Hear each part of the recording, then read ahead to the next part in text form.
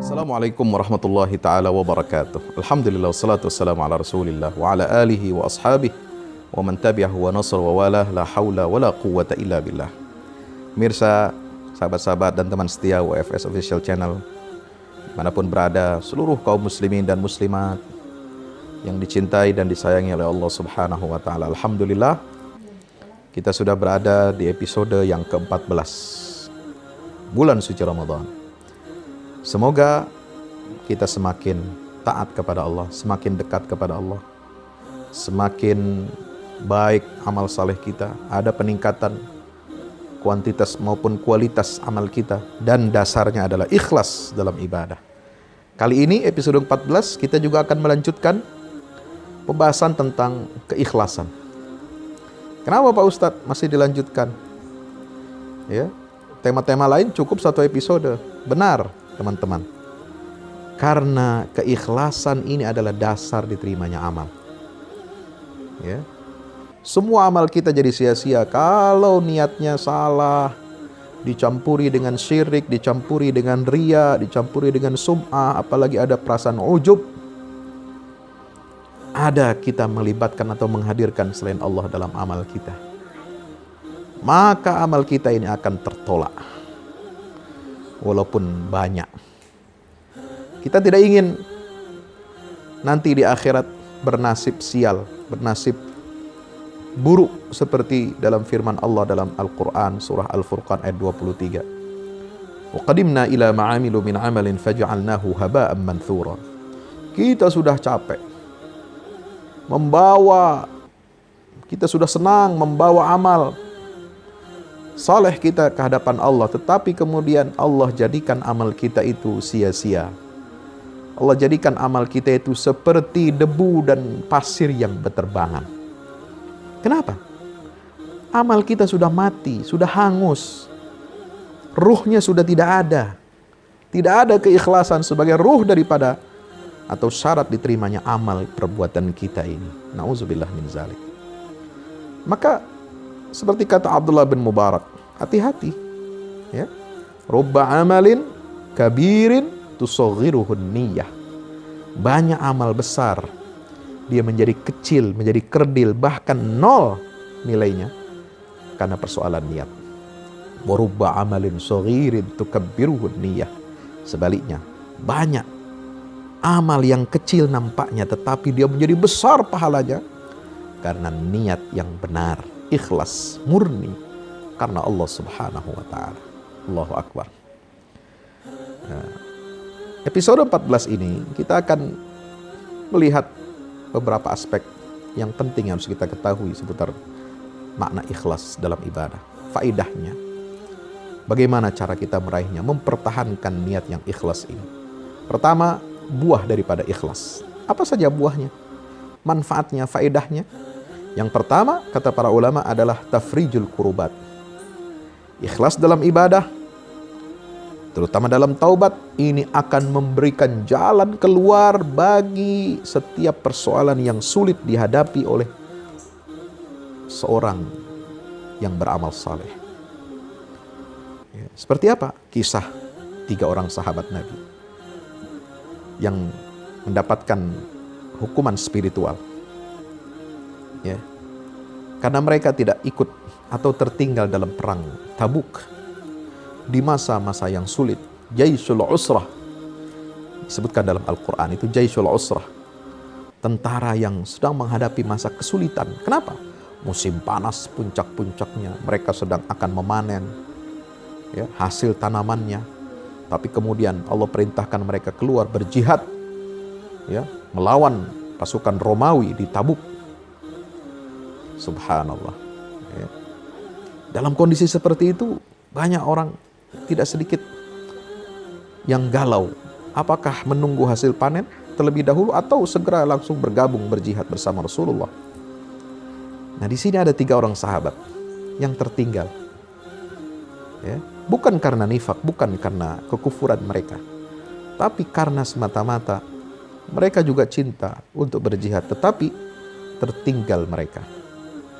Ya, karena memikirkan nasib keluarganya yang mengandalkan perekonomian dari hasil panen. Maka Allah turunkan ayat wa 'ala thalathatil ladzina khulifu dalam surat Taubah. Hatta idza dhaqat 'alaihimul ardu bima rahubat wa dhaqat 'alaihim anfusuhum wa dhannu an la malja'a minallahi illa ilaih.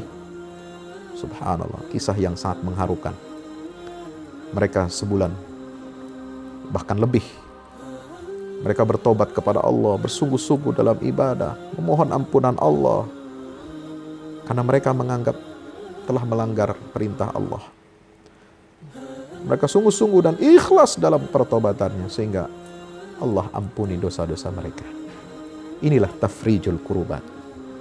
Dan mereka langsung mendapatkan kabar gembira dari Rasulullah SAW bahwa mereka telah diampuni.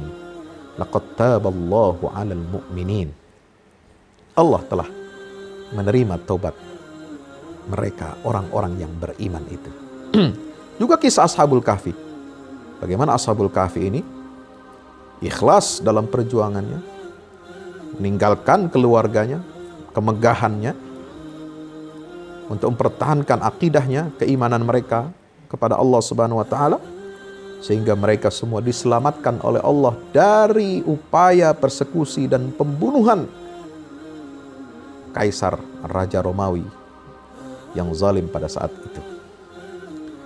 Mereka dibawa atau digiring, fa'u ilal kahfi yansur lakum rabbukum min rahmati wa yuhayyi lakum min amrikum mirfaqa. Mereka mendapatkan jalan keluar yang luar biasa dan menjadi kabar yang menggemparkan, sehingga kisahnya layak untuk disebutkan di dalam Al-Quran, tertidur 309 tahun.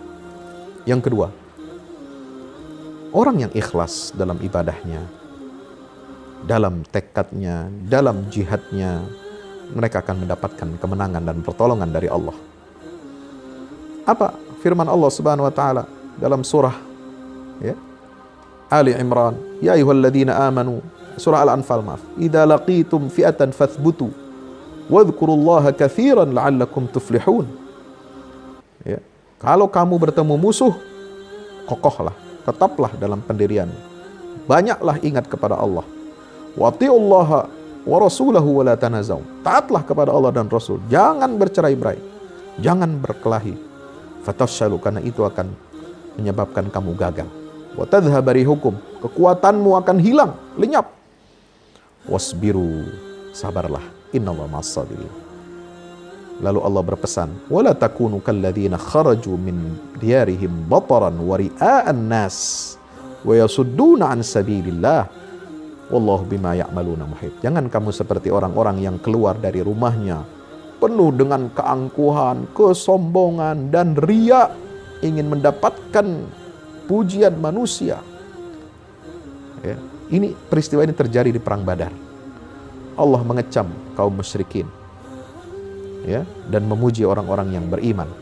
Dan ini ada isyarat bahwa Allah akan memberikan pertolongan kepada hamba-hambanya dalam perjuangan, ketika hamba Allah itu memiliki kekokohan hati, banyak berzikir kepada Allah, taat kepada Allah dan Rasulnya, tidak bercerai-berai, memperkokoh barisan persatuan umat. Dan yang kelima, syarat mendapatkan kemenangan ini yang penting, tidak boleh riya dalam amal, tidak boleh sombong. Allah akan menurunkan pertolongannya, nasrun minallah fathun qarib. Yang ketiga, orang yang ikhlas dalam ibadah, dia akan dijaga dari setan. Allah akan menjadi penjaganya, pelindungnya. Seperti apa? Nabi Yusuf dilindungi oleh Allah dari godaan perempuan nakal, istri majikannya. Laqad hammat bihi wa hamma biha laula ar-ra'a burhana rabbih kadzalika linasrifa anhu as-su'a wal fahsya innahu min ibadina al-mukhlasin. Dalam surat Yusuf. Sungguh wanita itu telah memendam perasaan yang sangat kuat kepada Yusuf, dan Yusuf juga hampir saja menginginkan mengaminkan atau merespon perasaan itu. Tetapi Allah Subhanahu wa taala kadzalika linas, kalau bukan karena Yusuf diperlihatkan oleh Allah tanda kekuasaan Allah, ditampakkannya wajah sang ayah Yakub alaihissalam, maka dia teringat bagaimana perjuangan sang ayah mendidik Yusuf ini sejak kecil untuk mendidik dia menjadi orang yang ikhlas dalam beribadah. Kadzalika linasrifa anhu su'al fahsya, maka dengan demikian kata Allah, kami halangi dia dari perbuatan buruk dan perbuatan yang mungkar. Kenapa? Innahu min ibadinal mukhlasin. Karena Yusuf sungguh dia termasuk hamba-hamba yang telah kami pilih karena keikhlasannya, karena kesungguhan hatinya, karena kemurnian jiwanya. Subhanallah, mukhlasin. Dan Allah juga memberikan janji ya, kepada setan ya, ketika awal penciptaan manusia, Adam alaihissalam. Ketika Allah perintahkan dia sujud kepada Adam, qala rabbi bima aghwaytani la uzayyinanna lahum fil ardi wa la ughwiyannahum ajma'in illa ibadaka minhumul mukhlasin. Ini ikrar setan kepada Allah. Aku akan ganggu anak manusia, anak Adam. Aku akan cerumuskan mereka dari jalanmu yang lurus. Dan aku akan tampakkan keburukan itu menjadi kebaikan bagi mereka. Ya, kecuali yang tidak mempan, ya, yang tidak tembus oleh tipu daya iblis, siapa? Ibadaka minhumul mukhlasin, hamba-hamba Allah yang ikhlas dalam amalnya, dalam niatnya, dalam semua tindak tanduknya. Orang-orang yang ikhlas ini dijaga oleh Allah dari godaan setan, tipu daya setan, dan setan tidak akan tembus. Setan sendiri yang mengatakan, iblis sendiri yang menyatakan itu. Illa ibadaka minhumul mukhlasin. Allahu Akbar. Yang keempat, apa buah dari manfaat ikhlas dalam ibadah ini?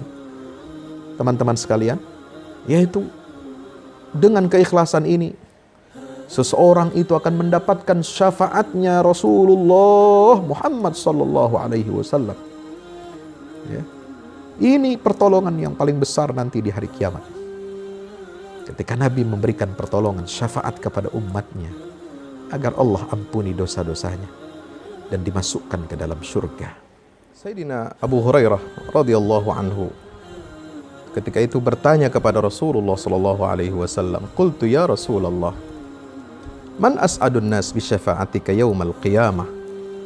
Ya Rasul, siapa orang yang paling bahagia mendapatkan syafaatmu nanti kelak di yaumil qiyamah? Apa jawab Rasulullah? Laqad zanantu ya Abu Hurairah alla yas'alani an hadzal hadits ahadun awwalu minka lima ra'aitu min hirsika 'alal hadits. Subhanallah. Ya, wahai Abu Hurairah, aku telah menduga bahwasanya tidak ada yang akan berani bertanya tentang hadis ini yang lebih awal, lebih pertama dari dirimu. Disebabkan apa? Karena aku melihat engkau begitu antusias dan sangat ya perhatian terhadap hafalan dan mencatat hadis-hadisku, kata Nabi SAW. Maka dengarkan ini, apa kata Nabi SAW? As'adun nasi bi syafaati yaumal qiyamah man qala la ilaha illallah mukhlisan min qibali nafsih. Orang yang paling bahagia mendapatkan syafaatku kelak di yaumil qiyamah adalah orang yang mengatakan, yang menyatakan la ilaha illallah, tidak ada Tuhan kecuali Allah subhanahu wa ta'ala, yang dia nyatakan itu dengan apa? Ikhlas, murni dari dalam relung hatinya. Subhanallah. Yang kelima, teman-teman yang dirahmati Allah subhanahu wa ta'ala, buah daripada atau manfaat dari keikhlasan dalam ibadah ini adalah pengampunan dosa dan mendapatkan ridha Allah subhanahu wa ta'ala. Pengampunan dosa saja ya, itu satu karunia besar dari Allah, apalagi mendapatkan ridha Allah ya. Karena itu di dalam Al-Quran Allah menyatakan wa maghfiratum minallahi wa ridwan ya. Tingkatan seorang hamba itu mendapatkan karunia yang besar sisi Allah adalah mendapatkan dua hal. Pertama, pengampunan dari Allah atas dosa-dosanya, dan yang kedua, dia mendapatkan ridhonya Allah subhanahu wa ta'ala ya. Maka itu bagi orang-orang yang mendapatkan surganya Allah, lilladzina ahsanu fil hayati lil ladzina ahsanu al husna wa ziyadah. Orang yang berbuat baik di dunia, dia akan mendapatkan al husna, balasan surga dari Allah, wa ziyadah, dan ada yang lebih daripada itu, yaitu apa? Mendapatkan ridhonya Allah Subhanahu wa taala. Maka itu para sahabat Rasulullah SAW, ya, itu mendapatkan ridho Allah, radhiyallahu anhum wa radu'an. Ya, seperti apa? Keikhlasan ini akan mendatangkan ampunan dosa dan mendapatkan keridhaan Allah Subhanahu wa taala, seperti hadis yang populer yang diriwayatkan oleh baginda Nabi kita Muhammad sallallahu alaihi wasallam, yaitu hadis tentang al-bitaqah. Apa itu bitaqah? Ya, kartu, satu kartu yang istimewa. Kartu yang akan menyelamatkan seorang hamba dari kesengsaraan. Apa ini kartu? Ya, kata Nabi SAW, diriwayatkan nanti di hari kiamat itu, kata Nabi SAW, ya, dalam hadis yang diriwayatkan oleh Abdullah bin Amr ibn al-As, Rasulullah bersabda, Inna Allah yastakhlisu rajulan min ummati ala ru'usil khalaik yaumal qiyamah. Sungguh Allah akan memeriksa, ya, keadaan seorang hamba, seorang dari umatku di hadapan seluruh makhluk pada hari kiamat. Dan Allah membuka kepadanya 99 catatan daftar amal selama hidupnya di dunia. Setiap hamba ini nanti di padang mahsyar akan dibuka, ya, 99 daftar catatan amalnya di hari kiamat. Yang mana setiap daftar itu panjangnya itu sejauh mata memandang. Subhanallah. Kemudian Allah berfirman, "Atunkiru min hadza syai'an?" Apakah engkau mengingkari satu dari catatan ini? Azalamaka katabatil hafizun? Apakah engkau ada dizalimi oleh malaikat-malaikat yang menuliskan catatan amalmu? Ya. Fayaqulu la ya Rabb. Tidak ya Allah. Fayaqulu afalaka udhrun. Allah berfirman lagi, apakah engkau punya alasan, uzur? Ya, engkau bisa mencari celah. Engkau berbuat salah ini, berbuat maksiat ini, engkau adakah memiliki uzur? La ya Rabb. Tidak wahai Allah. Fayaqulu bala. Ya, Allah mengatakan tidak. Engkau masih punya satu kebaikan yang ada di sisi kami, kata Allah Subhanahu wa taala. Innalaka indana hasanah. Subhanallah. Wa innahu la zulma 'alaikal yaum. Ya, maka ketika ada dalam surat Al-Kahfi, teman-teman, yang dirahmati Allah Subhanahu wa taala, fataral mujrimina mushfiqina wa wudi'al kitabu fataral mujrimina mushfiqina mimma fihi yaquluna ya wailatana ma li hadzal kitab la yughadiru saghiratan wala kabiratan illa ahsaha wa wajadu ma 'amilu hadiran wala yazlimu rabbuka ahada. Surat Al-Kahfi. Allah tidak akan menzalimi, ya, subhanallah, seorang pun dari hamba ketika dia menghisap hambanya di hari kiamat nanti. Nah, inilah implementasinya dalam hadis Nabi SAW ini. Tidak ada kezaliman atasmu hari ini.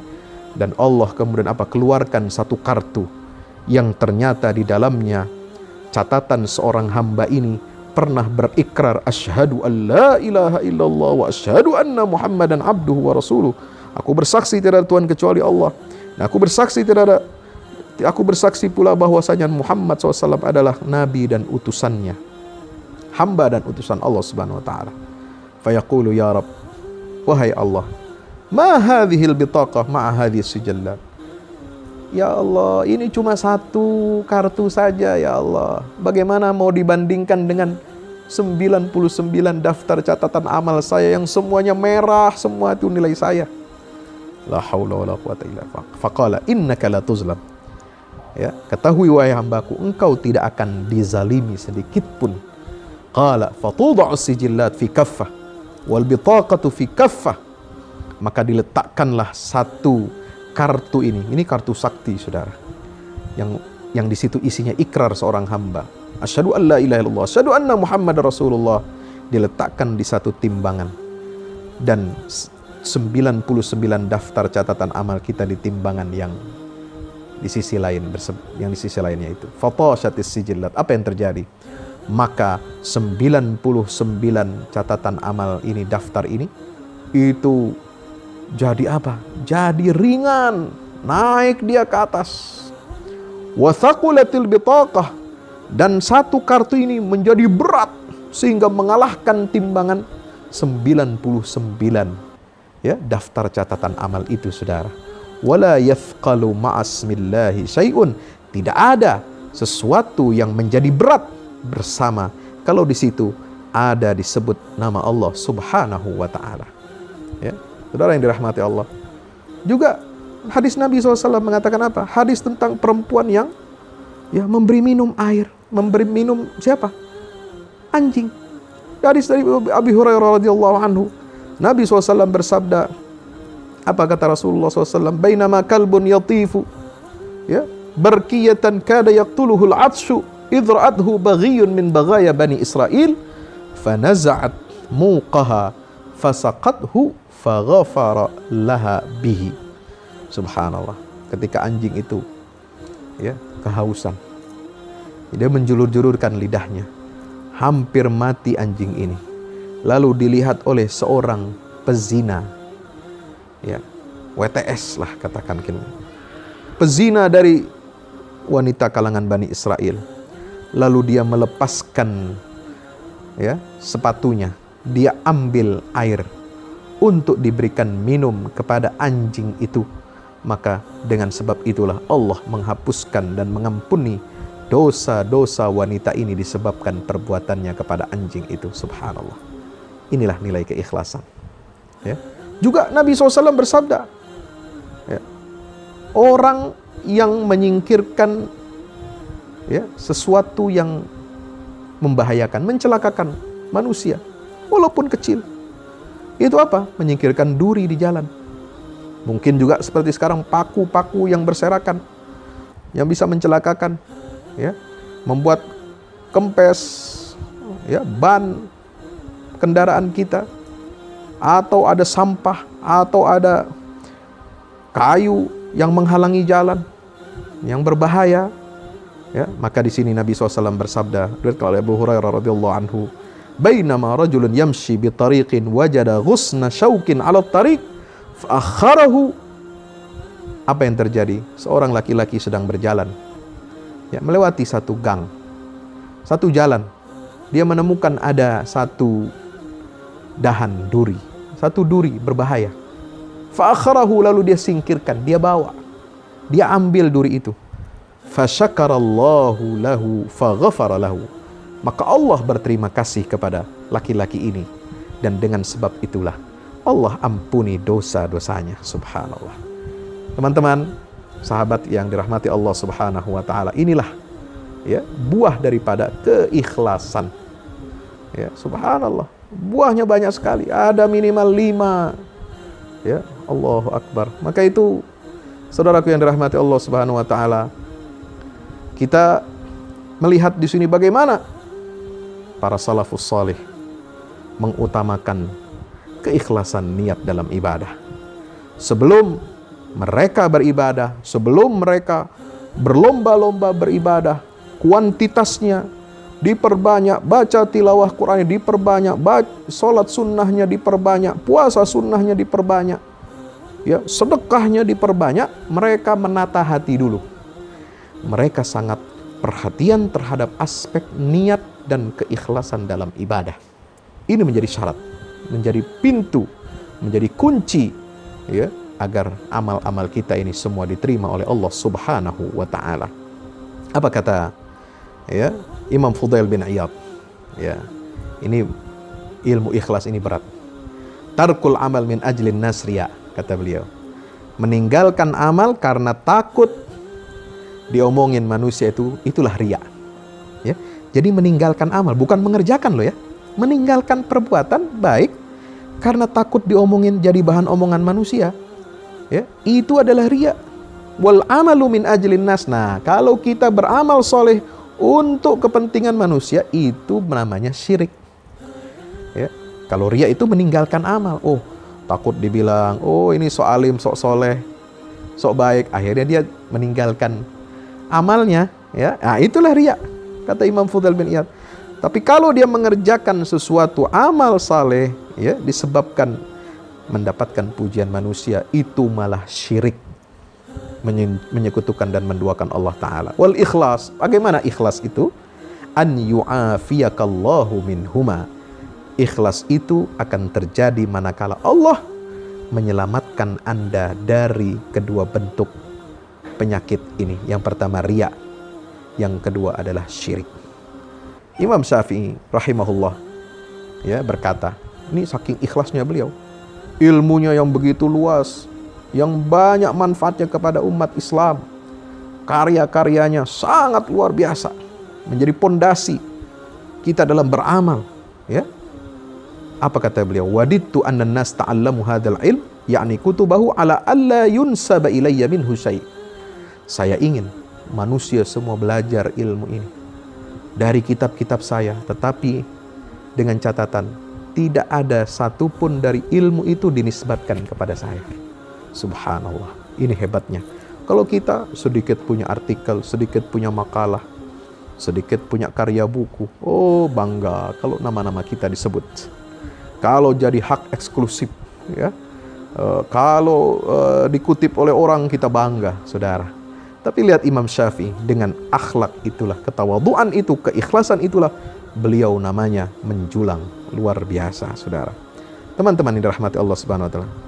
Apa kata Bishr al-Hafi? Ya, Bishr al-Hafi mengatakan, aku mencari dunia, ya, dengan seruling. Meskipun seruling itu bagi pendapat ulama seperti beliau yang wara ini, itu haram, maksiat.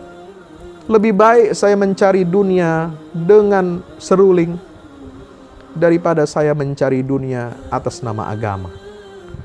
Ya, lebih baik, karena sepadan, ya, seruling dengan dunia ini sama-sama maksiat. Ya, lebih baik itu mencari dunia, mencari uang dengan seruling daripada saya mencari uang, mencari dunia ini dengan kedok agama. Nauzubillah, tsumma nauzu. Itulah keikhlasan. Maka itu Imam Yahya bin Abi Katsir menyatakan, ta'allamun niyah. Pelajarilah niat. Karena niat itu ablaghu minal amal. Karena niat lebih utama, lebih tinggi derajatnya daripada amal itu sendiri. Subhanallah. Ini yang dirahmati Allah. Maka 2 episode kita ini khusus membahas tentang bab ikhlas. Karena begitu pentingnya, ya. Teman-teman yang dirahmati Allah Subhanahu wa taala, Imam Ibnul Qayyim Al-Jauziyah terakhir ini, ya, membagi keikhlasan itu berdasarkan tingkat kesabaran. Bagaimana? As-sabru 'ala ta'ah yanqasim ila 3 aqsam. Sabar untuk melaksanakan ketaatan itu dibagi menjadi 3 tingkatan. Subhanallah. Apa 3 tingkatan itu? Pertama, sabrun qabla ta'ah. Sabar ketika sebelum kita melakukan ketaatan. Bagaimana? Sabar melawan hawa nafsu. Sabar melawan godaan setan supaya kita tidak beramal. Ya, supaya niat kita rusak. Diisi dengan kesyirikan, baik yang besar, syirik menduakan Allah, atau syirik yang tersembunyi, syirik kecil. Ya. Atau menyatakan tidak perlu kita beramal. Ya. Tidak perlu kita melakukan kebaikan. Allah tidak melihat kebaikan. Yang penting niatnya saja. Nah, ini juga salah. Jadi harus sabar kita melawan godaan iblis. Sabrun qabla ta'ah. Yang kedua, sabrun fit ta'ah. Sabar menjaga emosi, menjaga kestabilan jiwa ketika kita melakukan ketaatan itu. Ya, ketika kita menjalankannya harus istiqomah. Jangan pagi tempe, sore dele. Hari ini bicara A, besok bicara B. Ya, mencela-mencele. Tidak istiqomah dalam pendirian sikapnya dan juga tidak istiqomah dalam beramal saleh. Kata Nabi SAW, lebih baik, ya, khairul a'mal, ahabbul a'mal adwamuha wa in qalla. Sebaik-baik amal, kata Rasulullah, adalah amal yang kontinu meskipun dia sedikit. Tapi kontinu, saudara. Subhanallah. Maka itu Abu Bakar, seperti dinyatakan oleh, ya, sahabat-sahabat itu, beliau tidak lebih banyak dari kita sholatnya dan puasanya, tetapi Yang mengistimewakan Abu Bakar, lebih hebat dari kita semua adalah al-iman alladhi waqara fi nafsihi wan nushu li khalqih. Imannya yang tertancap dalam hati, dan kemudian nasihatnya kepada seluruh makhluk Allah Subhanahu wa taala. Yang ketiga adalah sabrun ba'da ta'ah. Kesabaran setelah melaksanakan ketaatan. Itu apa? Sabar setelah taat, habis sedekah, habis zakat, jangan sampai kita melakukan apa? Al-mannu, nyebut-nyebut kebaikan. Ujub, sombong, sum'ah, pengen didengar, jangan. Jadi proses keikhlasan ini dimulai dari sebelum, pada saat, dan setelah beramal. Jaga amal kita, lindungi amal kita dengan keikhlasan, dengan kesabaran dalam menjalankan taat, baik sebelum, pada saat, dan sesudah kita melaksanakan amal-amal saleh. Wallahu a'lam bishawab. Mudah-mudahan bermanfaat. Assalamualaikum warahmatullahi wabarakatuh.